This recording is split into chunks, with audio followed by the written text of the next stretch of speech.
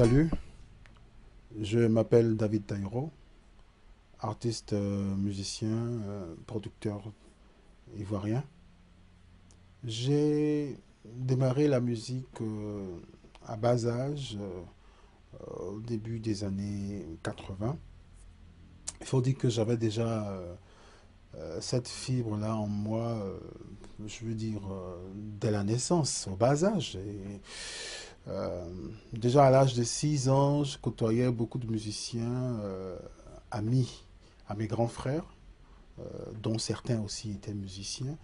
Et je citerai un nom très célèbre dans le milieu musical international, Paco Seri, qui est originaire de Divo.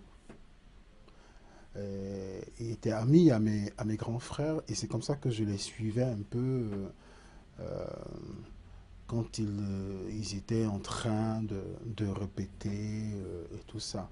Et étant en contact avec ces personnes, cela a renforcé en moi l'envie de vouloir faire ce métier. Et plus tard, adolescent, j'ai eu l'opportunité de, de pratiquer ce métier avec la création du groupe Woya. D'abord l'orchestre de la commune de Divo, qui était un orchestre d'accompagnement.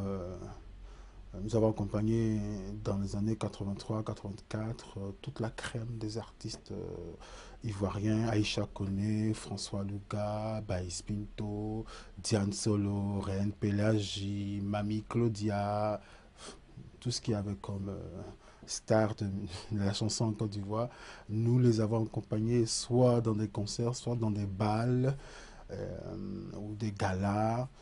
Et c'est au contact de ceux-là que nous sommes vraiment formés. Et puis, plus tard, sommes passés au stade professionnel en enregistrant notre premier album, Kakouanazé, en 1985. Mais je veux dire, avant d'arriver là, il y a eu des étapes. Je me souviens de ma toute première chanson que j'ai interprétée pour pouvoir postuler dans l'orchestre. Et il y avait un certain Marcela Yassé qui était l'encadreur, qui a été coopté spécialement par le maire de la commune de Divo, Feu Cognan Kodio, qui était le père du producteur de Woya, Feu François Cognan.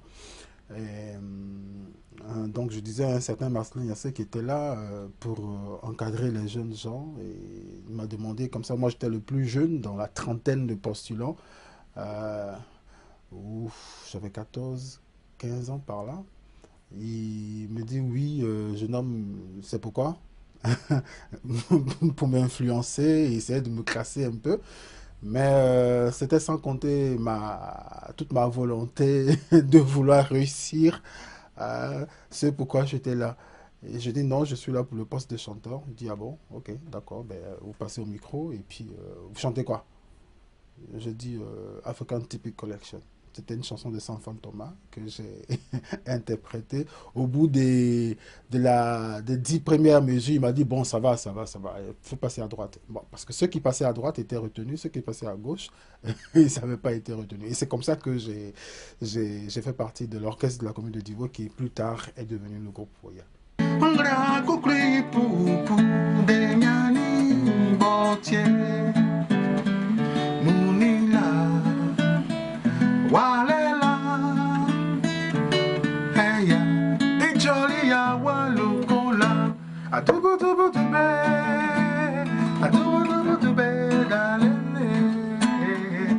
Comment on se sent quand on est aussi jeune et qu'on entame une carrière musicale? Je pense que, contrairement à d'autres qui étaient, par exemple, pendant les prestations rangées par le track, moi, j'ai jamais connu ça. Je ne sais pas ce que c'est le track, j'ai jamais vu, j'ai jamais eu ça. Euh, Parce que déjà, comme j'ai dit, à l'âge de 6 7 ans, j'affrontais déjà un certain public. Parce qu'il y avait un monsieur qui avait une boutique de vente de disques avec une grosse sono qui jouait de la musique tout le temps et qui était juste Ce magasin était situé juste devant notre cour et je passais le plus clair de mon temps là. Et j'écoutais beaucoup les chansons qui passaient à l'époque. C'était du rockabilly jazz, c'était du Sonny Okosu, parce qu'en fait le monsieur il était nigérian. Et il y avait toute cette vague de musique africaine, la musique kenyane, la musique camerounaise, la musique congolaise que le gars distillait. Et ça m'a beaucoup attiré. Il y a aussi mes frères qui avaient des tourne-disques, il y avait des vinyles. Donc il y en a un qui était lui spécialisé dans la musique soul. Il y en a un autre qui n'écoutait que de la musique des Antilles. Surtout, c'était chez lui, c'était constamment du coupé-cloué qu'il écoutait. Et ça fait que j'ai baigné un peu dans toute cette diversité musicale, qui était une très bonne chose pour moi parce que ça m'a fait un background énorme. J'ai écouté beaucoup de musique. Alors, donc, dès que je suis rentré de façon active dans le métier, j'avais déjà un petit bagage quand j'arrivais. Donc, c'est ça qui m'a beaucoup aidé à rentrer facilement. Et donc, j'ai pas eu de problème d'adaptation et tout ça. Et ça a été très facile pour moi. Et cela m'a beaucoup aidé. Et j'avais ma jeunesse, j'avais ma folie, j'avais cette fougue-là de vouloir, c'est ce que j'avais envie de faire. Et c'est ça qui m'a beaucoup aidé, en tout cas. Et j'ai été encadré.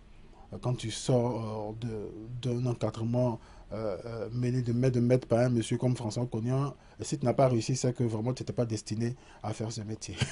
Ça, c'est clair.